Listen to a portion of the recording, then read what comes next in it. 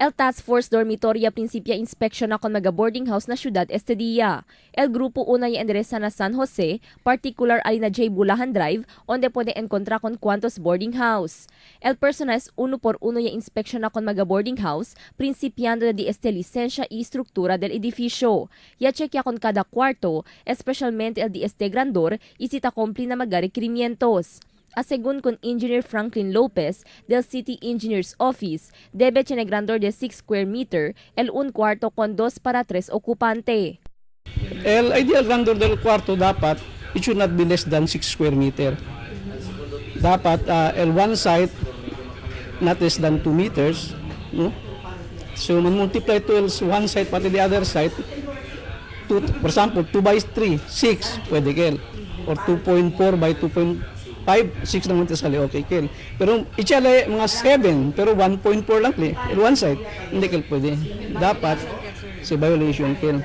Puera na mga kwarto, i-checkya también el personalize con mga electrical installation na mga boarding house. Con un boarding house durante el inspeksyon, ya descubri con cuantos defektibo itaman bitay el wire. Según con Lopez, ya dale sila aviso na landlady para manda con este mira na un professional electrician.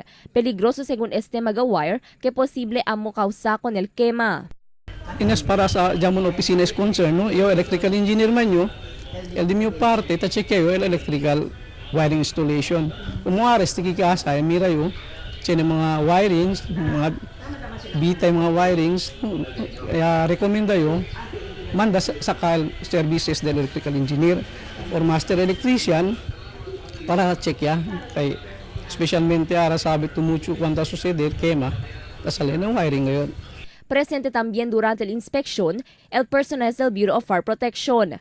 Nalaw del mga bumbero, amo el di la inspeksyon na mga entrance y exit del edificio, fire safety equipments y otros pa. Según pa con el personal del City Licensing Office, en tal caso descubrí que no hay licencia el cuantos boarding house, el dale sila con ese notice to comply.